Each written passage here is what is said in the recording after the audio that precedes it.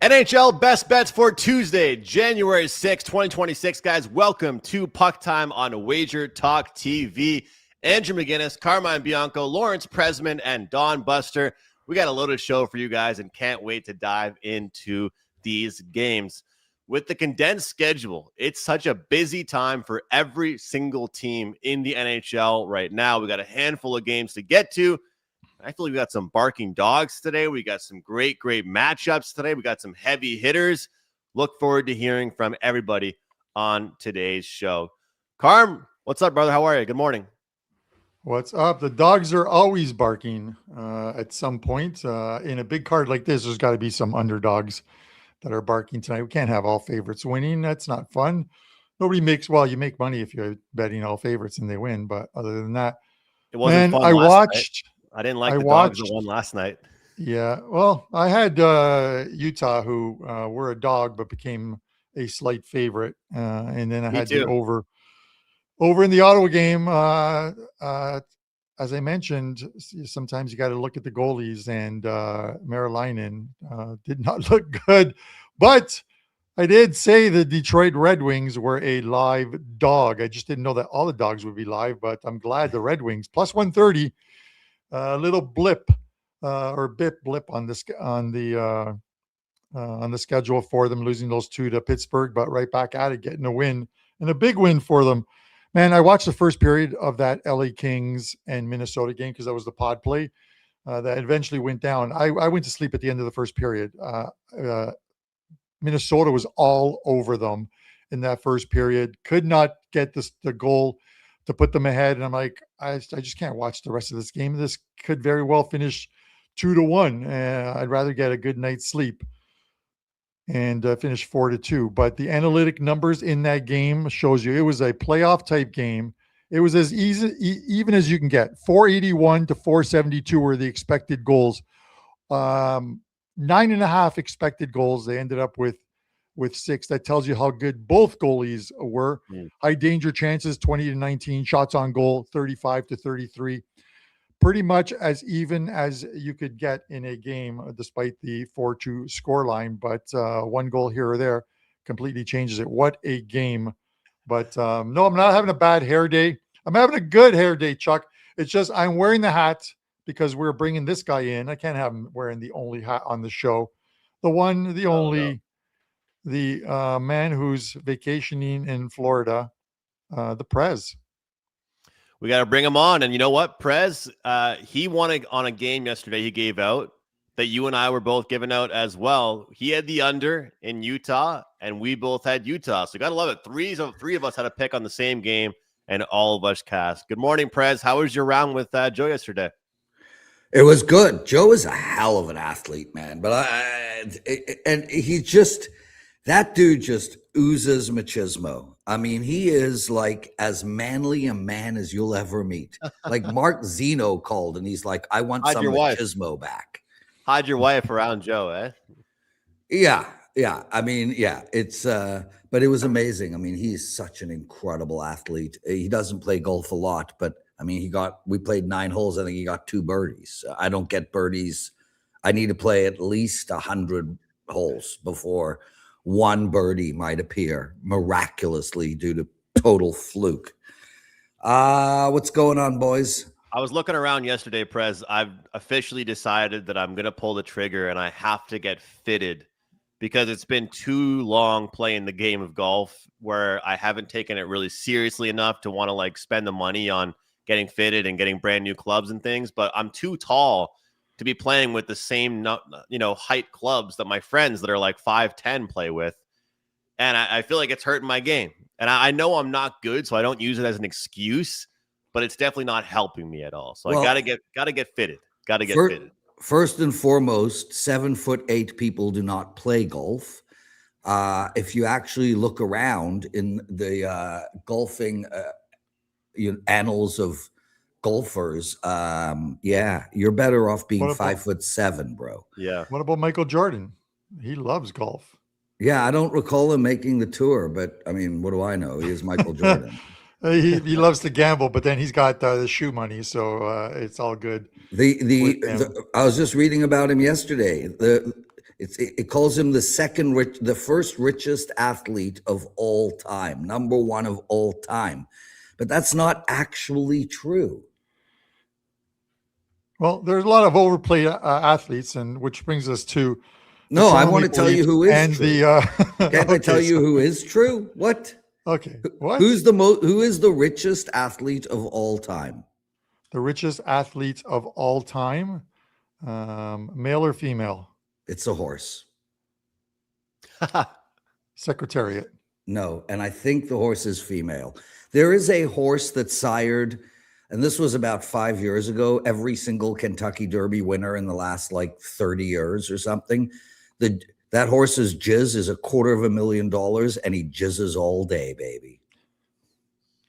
Jeez. So that's a male horse, which... Oh, yeah, male horse, secretariat. Yes. Secretariat was a male horse. It is not Secretariat, but there is a Northern horse. Dancer. I think mine goes for $9.99 on eBay. The two biggest horses are, I would say, Secretariat and Northern Dancer. Their bloodlines continue. But okay, speaking of bloodline, let's come on, man.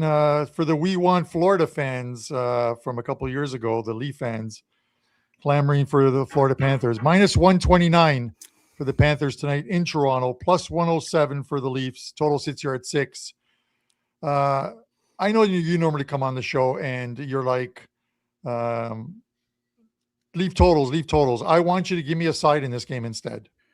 Well, I mean, we have to look at this from a value perspective solely. I don't know why Florida is favored here. A -122. I mean, look, this Florida Panthers team, I get it. Every year they play the Leafs in the playoffs and they win, but it isn't the playoffs, and they don't beat the Leafs during the regular season because that's when the Leafs actually show up and play. Leafs beat them already this year, December 2nd, 4-1. I don't think this Florida team is as good as everybody thinks they are, especially without their two big guns, Tkachuk and Barkov. This Florida team, it's not exactly like they're coming into this game on a roll. Sure, they beat Colorado 2-1, which is a big win, and not only a big win, but sets up a letdown spot. Granted, there wouldn't be a letdown spot as they're playing their rivals, the Toronto Maple Leafs. But this is a team that has lost 2 of their last 3. They're not exactly on fire right now. And the Toronto Maple Leafs have not lost in regulation in 6 games in a row. They played mediocre against the New York Islanders. They only put up 21 shots. And their power play has started to slightly turn around. But interestingly enough, they only had 1 power play against the New York Islanders. And that suggests to me that we might probably get 3 to 4 power plays tonight from the Leafs. Now, William Nylander is out tonight, and that is a big deal. But then so is Barkov, and so is Matthew Tkachuk. So that does kind of wash itself. The Leafs, since Chris Tanev has come back, has been a whole different can of worms. What else is that the vibe in the dressing room is changing. The Leafs are right in the hunt for a playoff spot, just like Florida is right now. And I'm going to take the team that is really in better form at this particular moment. As I said, Florida's lost 2 of 3, and the Leafs haven't lost in regulation in 6. I got no issue if you want to take a flyer on an overtime at +310, 320. But I think the value here, guys, is on the Leafs. They're at home. They've won. They're hotter than Florida, and I don't think Florida. I wouldn't be floored if Florida doesn't make the playoffs. To be honest with you, frankly, I wouldn't be floored if the Leafs don't make the playoffs either. With teams like Detroit and Ottawa and Montreal looking as good as they are and not being around last year, and the Buffalo Sabres on fire. I mean, we're literally seeing a changing of the guard right now. So yeah, I don't know if either of these teams will make the playoffs, but for this game only, I'm taking the dog. Yeah, I get that, Prez. Go ahead, Carm. I was just going to say, and I'll go to Andrew for his thoughts as well too. We're into the second half of the season. Matthew Tkachuk's expected back soon. Barkov's back on the ice, but he's still a long way from playing for the team. But they've got enough guys and enough experience. I think they make a run, get into the playoffs. And And the East is so tight that, one of these spurts by the Leafs, as you mentioned, points in 6 straight games. Matthews is scoring. His last 4 games, the guy's got 10 points. He only had 23 prior to that, and he's now. If Matthews is scoring, the Leafs are normally winning. So if that trend continues, it is a positive for the Leafs. Nylander, yeah, you're right about Nylander. I think he got put on the IR on Friday, so he can come back off the IR, I think, at the end of the week. So we'll see what happens with that. But any thoughts on like a regulation line here? Because these teams don't seem to go to overtime. Yeah, well, I mean, you know, if you know me, I actually prefer. Listen, I don't know about this game specifically because I actually am worried about overtime in this particular game. Leafs have played, 2 of their last 4 to overtime. Normally, I would always rather play regulation than the money line. I prefer that bet. So, if I'm betting the Leafs tonight, I would have no issue splitting the bet in 2, one on the money line and one in regulation, and you're going to get a hell of a line on regulation. That's for sure. Prez, someone says he's flying to watch Fish concert. No, to watch the Leafs in Philadelphia, and the Philadelphia stadium is giving out, obviously the Flyers will probably, I don't know, they're playing in Fish jerseys or whatever. But I will tell you this, Carm, in regards to Philadelphia and Fish, although the Grateful Dead is different to Fish, they are the same group of people, same target market, if you will. I've been to 64 Grateful Dead shows and 20 Dead and Company shows. That's 84 shows altogether. I've walked through the parking lot on Shakedown Street in every one of those shows. And Philadelphia is the only Grateful Dead concert I've ever been to where a full-on brawl broke out. So, yeah. Well, it's Philadelphia. Yeah, it's a bunch of stoned hippies, and they were still able to find a fight.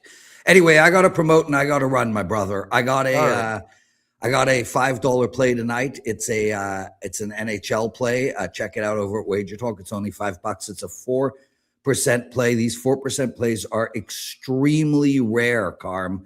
I'm going with 6 in a row in this particular play. It's a 4% total bet.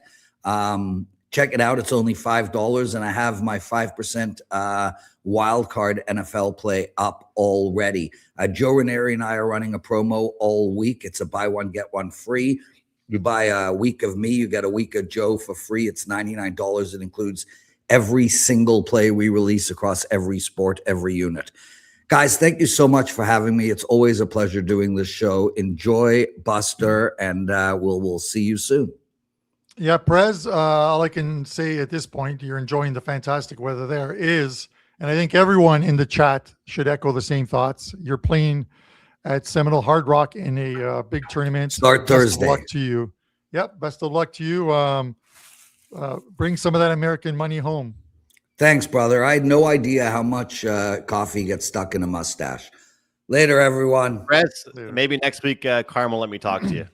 I'll talk to you next week. Hey, Andrew, it's me, dude. It's me, man. It's me. Be good, brother. See you later. Come on. All right. Carm. Well, I'll make up for it. I'll let you talk to Buster as much as you guys want. You guys can talk about the Montreal Canadiens. You can talk about the prices of avocados. All right. I'm sipping coffee. It's all good. I'm sipping coffee. It's all good. With that said, I have tea. So I'll sip a tea. Don Buster's on his 3rd Modelo right now, likely. So let's bring him in before he starts tipping over. Buster's behaving himself over there. No, I just got maybe this much of vodka in here just to help take the edge off when I come on with you guys, Well, you have to be on vodka to pick the game that you picked to break down today. I will let Andrew take over here. Well, Buster, I have to ask you because we were talking with Prez about, the Leafs and even that whole Atlantic division right now is so competitive. And you and I are Habs fans. Obviously, that road trip was amazing. I think it was like 10 of a possible 15 or 14 or 16 points. But What's your take on this Atlantic Division as a whole right now? Before we jump into that, I got to ask you, I mean, the Habs are playing well, and they're only going to get healthier. I heard Gooley might come back here in the next day or two, which is awesome. He's practicing, and we'll get Newhook back and some of those guys. But Detroit, I mean, I keep waiting for this team to fall off. You know, Buffalo went on that huge streak. Prez talking about Toronto. What's your take on the East and the Atlantic as a whole? Well, Andrew, like you guys have talked about it, you know what? It's up for grabs all over. Even a team like even a Columbus, who, you know, they've got that Jet Greaves in net. You never know when he gets hot. That team has a lot of, and they're the last team, I believe, in the whole division almost. But I tell you, it's going to be interesting. Now, we all expect Florida and Toronto to get up in there in the playoffs. We expect, and I've heard you talk, Andrew, maybe you as well, Carmine, about regression with these teams. Regression with our Montreal Canadiens, regression with the Detroit Red Wings, maybe even a little there's just a couple of teams here that I don't know if they do regress, or Ottawa even. Yeah. Ottawa, geez, they look good so many times, but then they go play a game like they did last night, right? The goaltending. Well, so bad. Yes, they need goaltending, but there's a lot of teams that need goaltending. Edmonton needs goaltending. Toronto, even though they got Wall and he's been playing well, you don't want him. How if you're a Leaf fan, do you really, if you get into the playoffs to start, do you really want to back your playoff Stanley Cup hopes on Wall? Yeah. Yeah, I'm not I don't too think sure so. I do. How about I tell you, we're in a really good shape. Mountain Ball. Yeah. Oh, the Bruins, yeah, I like what I've seen lately from the Bruins. But again, they're another team that you never know. How about Pittsburgh? I've wrote those guys off. They've killed me the last week.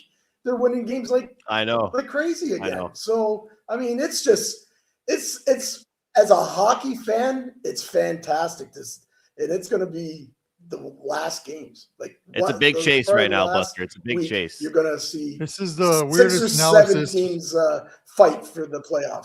This is the weirdest analysis for the Seattle-Boston game I've ever heard. So when it comes to the Boston Bruins, it's a weird situation tonight because we've been seeing this a lot in the NHL where the team on the road is actually the more rested team. Like Seattle's on the back-to-back, but they're the home team. Typically, you know, in the old days, it was always the road team that was playing in the worst situation. How do you break this one down? Big road trip for the Bruins, but they actually have the rest advantage here. Yeah, you're right, Andrew. We actually have a couple teams that are playing very decent hockey.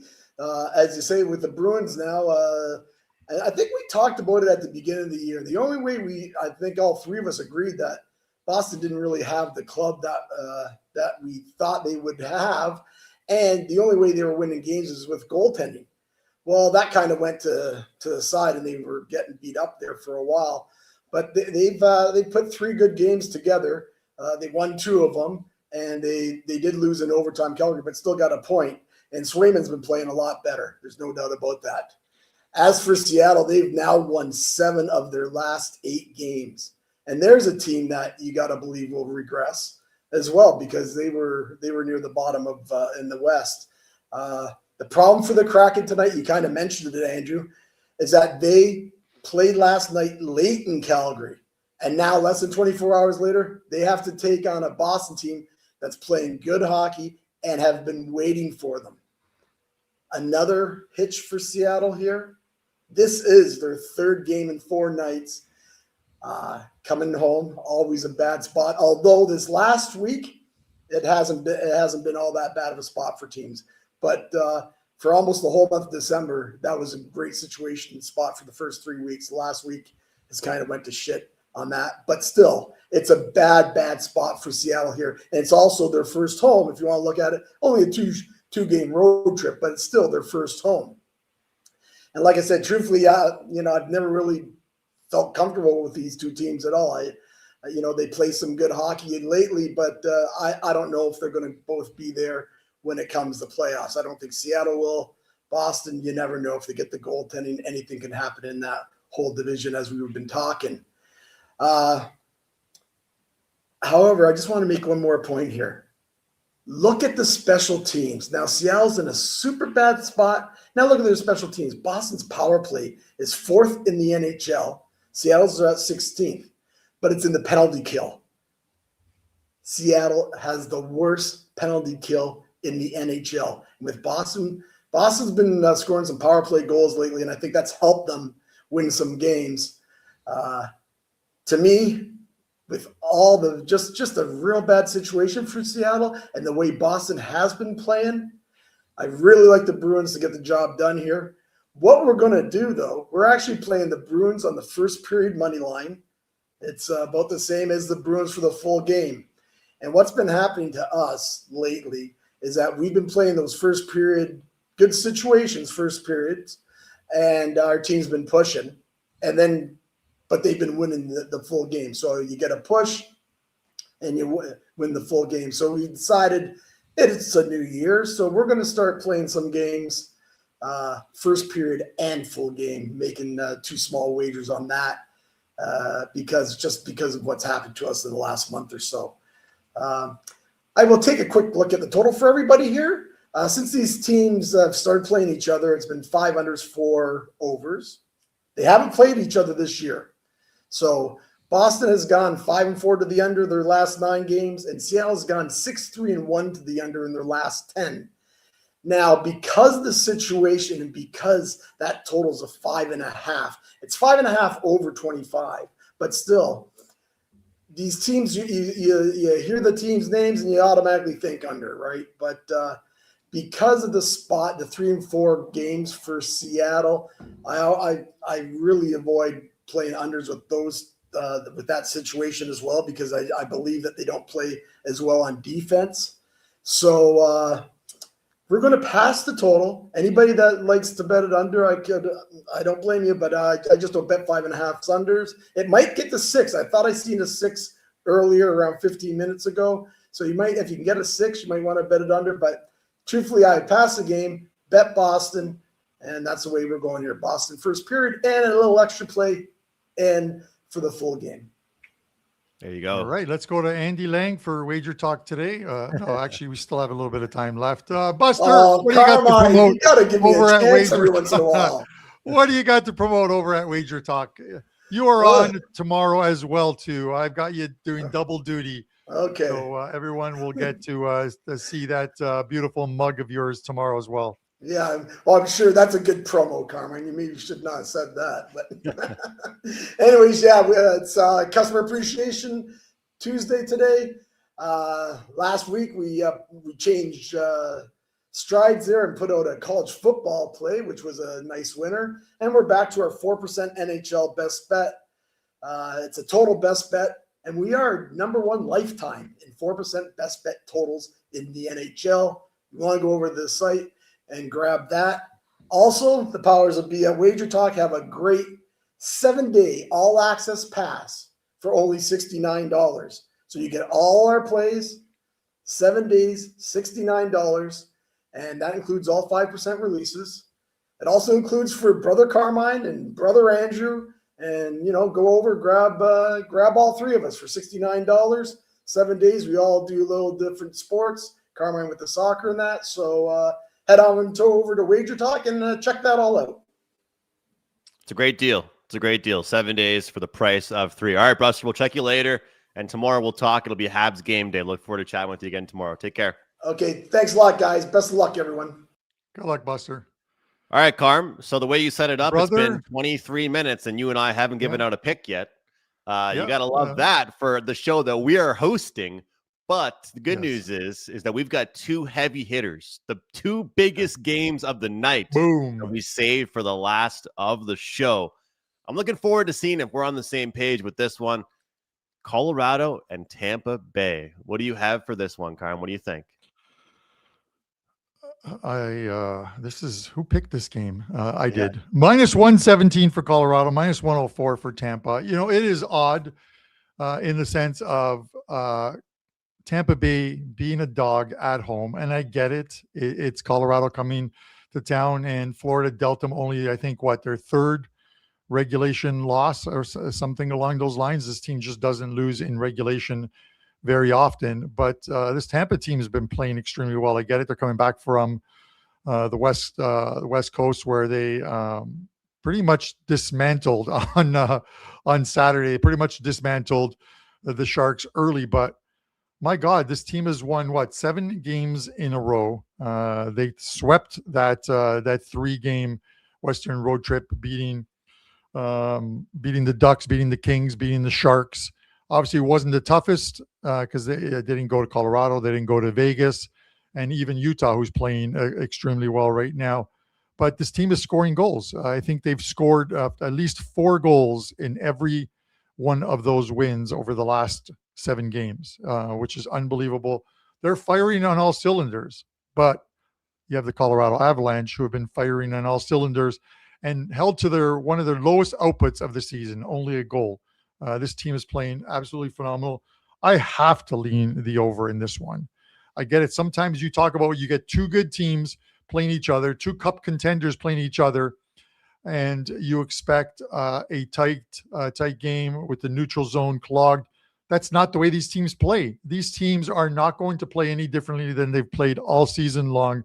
I would expect nothing but goals in this one. And we see some power plays. We're going to see some power play goals as well, too. Obviously, with Tampa coming back, and as I mentioned, they played on Saturday, and now they've had a couple of days since flying back. It's their first game back on home ice. We'll find out very early whether they have the legs or not in this game, because you know that Colorado is going to come at them after that loss in Florida. I have to think there's goals in this game at 6.5. This is one of those ones where if you don't like the hook, you can wait the opening 3-4 minutes of the game, hope that no goals get scored, and live bet 6 and take the over, because the goals, I think, eventually come in this one, Andrew. So it has to be the over for me. The over, look, it's going to be a good game. I'm excited to watch it. 2 teams with great power plays, with superstars all over the ice. Carm, I always say this. I'm going to try and bet this team more in the new year. I'm going to try and bet on this team more often. And, well, I'm immediately breaking my rule, because I gave us this play on the pre-scout last night when I recorded my video. Give me the dog. Give me the Tampa Bay Lightning. This, to me, is a Tampa Bay number. If it was a Colorado number, we would see the opening number be a little bit bigger. And all good things in life seem to come in pairs. Sometimes it can be a bad thing as well. And the Avalanche dropped that game against the Florida Panthers. Carm, you called it the Florida double. We call it, sometimes the Alberta double, when you have that back-to-back or the 2 games in a row, whether it be against the Panthers, whether it be against the Lightning, whether it be the 2 game against the Flames and the Oilers. And, just because you lose one doesn't mean you're going to win the other. You're not guaranteed a split. And we know how fantastic this team has been, but what a run offensively it has been for the Tampa Bay Lightning. Now that they're healthy again, they've got 2-3 lines that are contributing. Both power play groups are looking good. And I just think that right now, the way their goaltending is looking, the consistency of their game. And what I like too, Carm, you look at, they've beat good teams, they've beat bad teams, they've beat middle of the pack teams. They're beating everybody. And it's very hard for me to go against Nathan McKinnon and Cale Makar and those guys, but I do think this is a spot for the Tampa Bay Lightning. And I think that everybody's famous last words, right? You think about NFL. Oh my God, I'm really going to get only -3.5 on this team, or I'm only going to get, -4, right? Whenever you're only going to get this number, it's your famous last words. So I would actually have respected this number more from the market if it opened up a tad bit bigger, but it's not. And I guarantee you there's a lot of people today, Carm, that are sitting there saying, oh my God, look at this cheap price on the Avalanche. They've barely lost all year. And I'm going to go a little contrarian and take the Lightning to get the job done. So, hey, let me take a 4-3, a 5-2, anything that can help us both win, Carm, I'm happy with. Yeah, it's tough, Andrew. I'm not picking on you, but when a team has won 7 games, a 2-time Stanley Cup champion team, and they're at home and they're on a 7-game win streak, and they're a slight dog, I don't call that being contrarian. I just call it true. Hopefully being on the right side of the coin toss. I'm not saying this is a coin toss, but as someone mentioned, the Avs have a lot of 1-goal games, but they always end up seemingly on the right side of it. But this is a good measuring stick, you have to believe, for Tampa Bay to see how they line up against this team. Maybe Florida gave them a game plan of how to shut down the Avs in that game, because there haven't been many teams that have shut down the Avs. So we'll see how that goes. It should be a good game. I have no action on it, but I will be watching it. It'll be on one of my screens, because when you get two teams like this, you got to watch the game. You're right, Carm, and I respect the chirp, because you're right. But the only thing is, I do feel like it's not meant as a chirp. It's definitely not meant as a chirp, honestly. No, but I like it though, and you're right. But it's more so the fact that I think people love to bet on the Avalanche. But you're right. The Tampa Bay Lightning are on a huge streak, so maybe I should feel better about myself. I am following my rule. I'm betting on a hot team. I'm still betting on a hot team, which I like to see. Titan CT says, any thoughts on the Preds game? And then, of course, we got a comment, just 2 comments below, which was going to be the exact thing that I was going to say. Draisaitl anytime goal. He's averaged 2 points per game versus the Preds in his career. I'm not a puck line guy, Carm. If there's one puck line on the board I like, it's that one. And a little bit of a sneak preview. That's one play I have in my same game parlay is Leon Draisaitl to have a pretty good game. Any thoughts for you on that one? I will have my thoughts on the Preds Oilers game in the pod play at the end of the show. So you'll see where I'm coming from in that game. But just want to mention, guys, it is $5 Tuesdays over at WagerTalk. Every handicapper with a $5 play, some of them with multi $5 plays. I have a 4% play up as a $5 play, and I also have a 5% play up tonight. The Office put together a great deal, which is on my page. A couple of you guys took advantage of it last night, which is the rest of the NHL season, and you get all of the NFL playoffs through the Super Bowl. So that is a great deal, and you can find it on my page. No coupon code needed for that one. Now, Andrew, the second game that we're going to discuss, you and I, Dallas Stars, Carolina Hurricanes. Again, people can say this could easily be a preview of the Stanley Cup Finals as well. Dallas plus 112, Carolina minus 136. Man, what is it? Am I a sucker here, Andrew, for thinking that anytime I see Dallas at plus money, I just want to jump on them because I like this team? I wouldn't blame you. Like this team is so weird right now. Like, I don't know. They're not meeting their potential. They're not meeting what they're capable of right now here in this one. But it kind of does seem like a spot that I'm interested in Dallas as well here, Carm, because the Hurricanes had a couple of tough games in a row. Then on Sunday, they bounced back. What was it? 3-1 win over the Devils. But the way I would describe this Hurricanes team right now, they've been busy. Their schedule has been a little bit quick, a lot going on for them. But, you like the over in the other game. I like the over in this one. When you think of the Hurricanes and the Stars, you don't typically think of teams that are just lighting it up. But both of their defensive numbers and I think goaltending numbers we're starting to see kind of, get a little bit worse as things have gone on. But Brandon Bussey, I think he's getting the start here. I watched a fantastic interview with him on the Spit and Chicklets podcast. Seems like a real great guy, and you love goalies like that have made their way up and through the ranks. But, he couldn't really sustain the numbers he had going for him either, right? Like, and I know that's everyone's famous last words. Oh, this guy's not going to keep playing this well, but you saw it. How many goals did he give up against Montreal? Like 6 or 7? It's not going to always happen where you just, have 2 goals against or your whole career. I like the over here, Carmen. I'm with you. I think Dallas is probably the side. They're playing with a lot of desperation right now. I think they need more depth scoring, though. Do you feel like that's an issue with this team?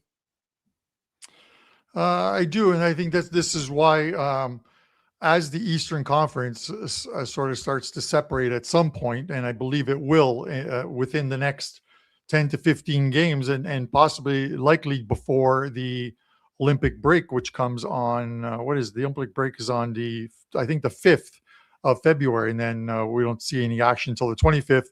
We could see some deals for and especially some scorers. I think teams are going to make position. I think we're going to see more trades before the trade deadline than on deadline day. So I think there's quite a few teams. And we talk about goalies. I don't think the goalie market is great out there, Andrew. But you look at Carolina. Carolina's always had a very good team. I'm questioning their goaltending now. I'm a little worried because Bussi he was like 8-0 on home ice with a 159 goals against average. And then the Montreal Canadiens come in and score a 6 on him. I think they got an empty netter for the 7th goal. It is when you allow 17 goals in 3 games like Carolina did, you needed a game like they did against New Jersey where they won that game 3-1. But you got to worry about it because Freddie Anderson, we don't know if it's going to be the Freddie Anderson of old. He did play well I think in his last start. It's a scary proposition for Carolina right now. The Stars, I get it. They're losing games, Andrew, but I think that there's enough quality on that team that they will put it together. They've gone through spurts before in past seasons where they've lost consecutive games. They get called out. Their players get called out, and they end up playing better. I'm not really worried about the Dallas Stars. They're still going to be at the end of the season one of the top 3 teams in the Western Conference. But those are my thoughts. No, I think that, look, it's better to go through it now than in February, right? Or March. I think it's important that every team goes through it a little bit. You just have to be able to come out on the right side and play a bit better. Jamie Benn goes down with injury, though. That's tough for them. But, I think overall they're going to be just fine, that team. The thing is, I've been looking at a lot more is, how a lot of times people say when you look towards analytics, you want to look towards 5-on-5. And I know Brian talks a lot about the 5-on-5 numbers. And a lot of times when I'm doing my analysis, I'll look at 5-on-5. But some teams are just power play merchants. Like they're so good on the power play that you have to include it. And I think that if you take away all factors in all situations and you look simply on 5-on-5, this Dallas Stars team has been a little bit of a power play merchant. So they need to also get more 5-on-5 games going. But sometimes you also got to consider it. Like maybe that's just who they are. Maybe they, you look at some teams like Colorado and Tampa Bay, some of the elite teams in the league, they rely on power play sometimes. That's just part of their game here. Jonathan Davis says, Carmine, Freddie crapped his pants in his last game, giving up 3 third-period goals to the Avs. Well, a lot of people are going to crap their pants against the against the Colorado Avalanche. So it's something that's going to happen. 30 saves. He allowed 4 goals in that one. Obviously, the last one was an empty netter. I still think Andrew, as far as Anderson coming back, they're going to need him to play well. So, he played well for the first 2 periods and then they just fell apart. But that's also the team that is in front of you. The problem is that he hadn't played in something like a 2 or 2.5 week period, came back, played sporadically, but he hasn't looked the same. Right. And this is what I'm talking about as far as goaltending goes and why I'm a little worried about this Carolina team is Bussi going to be their number 1 goalie going forward? He's going to have to be because Kochetkov, I think he's gone for the season. He might be gone for the season or is gone for the season. If Freddie Anderson doesn't look good, how much confidence do you have with him in a 7-game series against any team that they play? So that is the worry. I will talk about a future before we get into the same game parlay, Andrew, in the pod. And this isn't a jerk reaction to last night's game because I've been watching this team since the trade, and the odds on the Minnesota Wild right now are 22-1 to win the Stanley Cup. The most important thing in the playoffs is, other than the fact that you need scoring and the addition of Quinn Hughes has made that team a lot faster, is the fact that you need not 1, but 2 good goalies. And the Minnesota Wild have 2 very good goalies in Wallstead and Gustafsson. They're going to be awfully tough in a 7-game series if it comes down to goaltending because they have it right now. if this team makes a couple moves prior to the trade deadline, almost like to use a poker term, pushing your chips all in, they have a very good shot in a Western Conference with some stacked teams. The right path will get them there. So 22-1 seems like too much to pass up. I'm actually going to release that as a client play as well too, for like 2% probably. But I'm betting it. So my money's going on it. The opportunities are there if this team makes a run to the conference finals that you can always hedge out. If you can't hedge out a 22-1 play, you shouldn't be betting sports. I agree, Carm. I agree. And again, with that being said, you're not talking about, hey, how much somebody's putting down on it. It's just about your bankroll management. You can put whatever you want on that bet, but you should have enough in there to be able to hedge it out as well.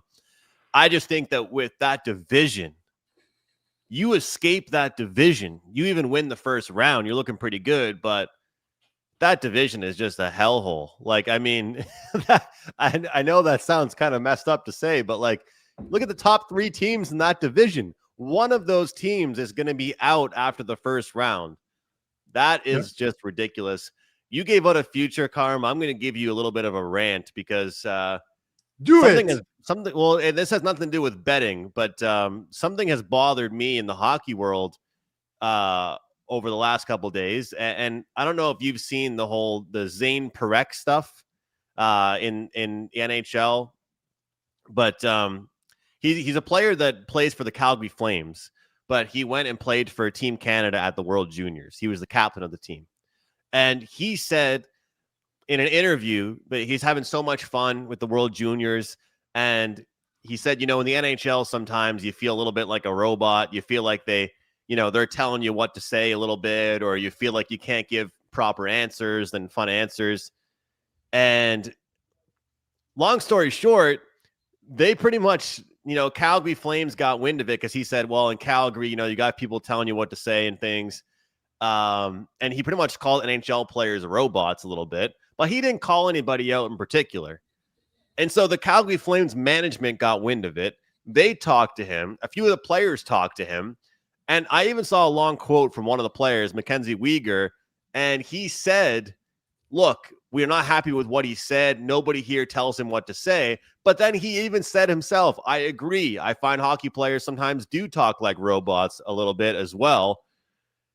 And I just want to kind of project the irony in this, Carm. Like, the irony of this is that he was saying that they're not allowed to say what they want to say. And then the Calgary Flames make him issue an apology for what he said. It is the most backwards thing. He says, well, hockey players are like robots. We're told what to say too much, and we can't have fun and be goofy in the media.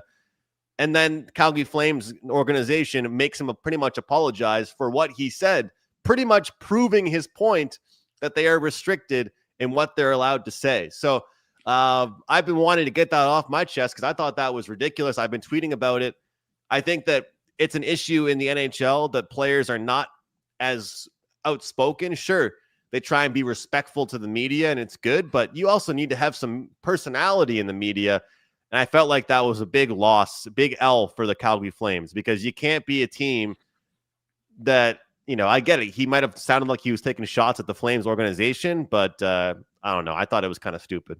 Any thoughts, Carm, or move on? My thoughts are this on athletes in general. I don't take what any athlete says over what any normal person would say with regards to anything, whether it's sports related, union related, world issues related.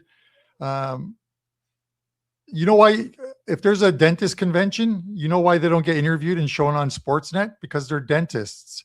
But all they do is they go to work every day. And that's what NHL players do. Go to work every day. It is a job for them. Mm-hmm. After that, all I care about is what they do on the ice. As long as they're not doing something immorally off the ice, I could care less about what their thoughts are on any subject. So that's the way I look at it. One quick thought, some guy said that hedging is for gardeners. I've made a lot of money being a gardener then, because I love to hedge, and anytime I release a big future for that is about to cash or is in a position to cash, I always update the write-up and tell people that might be uneasy with their position on how properly to hedge it out. I picked France. I gave out France and Croatia. France 7-1, Croatia 40-1 to meet in the World Cup final in 2018 in Germany. Who met in the World Cup final? France and Croatia. 40-1, 7-1. Now you could sit there and say, I'm going to cash one of these. Or you could be the person who says, let me shorten the middle and guarantee myself a little bit more when France wins by betting on France a little more on a hedge against Croatia. This is how you make money. Real Madrid, I had them at 20-1 to win Champions League. They lose the first game. They lose the first game in the quarterfinals. And I took them at 33-1 because I knew they would win the second game at home and go on to win the Champions League, which they did. Chelsea 20-1. I always put myself in a position to hedge out at least your initial investment, and then you're free rolling the rest. So if you think it's for gardeners, when you lose your future bets, just remember, it is like betting the Leafs to win the Stanley Cup. Even if they're 15-1, $100 at 15-1 is zero because they're not going to win the Stanley Cup. But anyways, yes, I'm the same way. I got my same game parlay, but it makes me laugh because I had a friend in from out of town over Christmas, and he was telling all of us what my friends back home, like they made this 45-1 same game parlay with NFL. And I said, how much did he bet on that? And I said, oh, cool. You know how much he's going to win on that? Or you know how much he could possibly can make? Yeah, nothing at all, because you're betting a 45-1. You put all these crazy bets together sometimes. Hedging is way better than cashing out too. You see people on Twitter all the time say, should I cash this out? Should I cash this out? That's the way to go. And you want to talk about shameless plugs, Carm? This is not shameless at all. If there's one thing that I will always ask Carmine about, and I will tail every single bet Carmine makes, guys, is during these soccer tournaments and his future bets. Carm does very, very well with futures. And when the World Cup comes, you guys better hop on board with Carmine's future bets. I'm sure he has packages and stuff you guys can grab right now. Jonathan, I did see that. Yes, I did see that text exchange. I'm just saying it was so ironic, the fact that he got corrected for what he did after they called him a robot, pretty much. Thought that was pretty ironic. All right, Carm, yesterday we went 1-1 with the same game parlays, but the one that hit was the -131. So, break even. We've got two same game parlays, and both of them are plus money here. You guys can combine them both and make +751, or you can play them both individually. We got a +246 and a +146. We got the first one, Braden Point, to get at least 1 point, and Nikita Kucherov, at least 3 shots on goal. Kucherov has been fantastic lately, and Braden Point does pretty well against top dogs like the Avalanche, especially at home when they get the last change. Love that price, that +146 for that one. And 2 picks for the second one. Leon Draisaitl, as we've been talking about all show long in the live chat, he averages on his career 2 points per game against the Nashville Predators. Whether it be assists or whether it be goals, I'm looking for Draisaitl to have a good one. And yes, guys, a very rare puck line play for me. +246 with this one, -1.5 goals. The Edmonton Oilers. If you want to play them all, guys, +751. Let's cash this ticket. All right, guys, we've got plays up for $5 Tuesday, but I'll tell you the best bet available right now and the best package available is 7 days all access for the price of 3. I earned around, I think it was +22 units in the NFL with player props this season. We're going to have a ton of player props for the playoffs this weekend. I cannot wait. Don't forget to hop on board. We actually have a big play going on Sunday. I'm waiting for those consensus plays lines to come out so I can release. I want you guys all to get the same number. But don't forget about the NFL player props, NHL, college basketball, whatever it might be. You guys can join me 7 days for the price of 3. That works for Carmine as well. And of course, $5 Tuesday, every play, everything we have for just $5. And Carmine, I believe you have a 5% play. Those aren't $5, but everything else you do have is $5. And if I know you probably have a code somewhere for that play. I actually don't. I normally do. Normally do. But I don't have one. They can use this. They can use this then. They can use this. Yes, you guys can use that, or you can just take the rest of the NHL season and get the NFL playoffs, because we're going to kick ass in the NFL as well too. But 4% play up for $5, and then the 5% play up. A couple soccer plays that goes off at 12 o'clock, so it's actually starting in 10 minutes. 2 games from Italy swept the weekend card in soccer. But I will have a $5 EPL play up for tomorrow, up today, right after the show. So you can grab that for $5 as well too, and 1 NFL play. With that said, guys, we got to get this pod winner tonight. And I'm going to Edmonton. I mentioned I was going to talk about this Edmonton game. I am going to play the first period over in this game. The first period over 1.5 is -140 between Edmonton and Nashville. Just a few numbers to support it. Nashville on the road, the last 10 games, they have gone over the first period total in 9 of 10 games. And the Edmonton Oilers in 10 home games, the last 10 home games, they are 7-3 to the over 1.5 in the first period. I like both those numbers. So obviously it fits in this spot here. We're going to go over in the first period, -140. Let's get that bankroll up. I want to be at like 8K before the weekend gets here. So that is your pod play. One additional thought for you guys, because I talk about this all the time. We didn't cover the Buffalo-Vancouver game, but it's not a client play, but one of my theories, or one of the things I like to play, is when a team loses or has a big winning streak snapped, like the Buffalo Sabres, I like to bet against the team again the following game. They are a juicy price tonight. The Vancouver Canucks tonight are, looking at it right now, plus 138. That line has come down. It was at 190 and 155, so it has come down. I'm taking the Vancouver Canucks. Off of 3 bad home games, they hit the road, and they have won, I think, 5 of their last 6 road games, or 4 of the last 5. They can win on the road. They just can't seem to win at home. I would take a shot with the dog tonight in Buffalo with the Vancouver Canucks. Andrew? I like that angle too, Carm. I just think that it's, once a run ends, it usually ends for a little bit. So we'll see what happens with that. Sorry about the late graphic there, Carm, but over 1.5 first period. Now, I will say we might get people confused because you only have 1 logo on there. It confused me the first time. So first period over.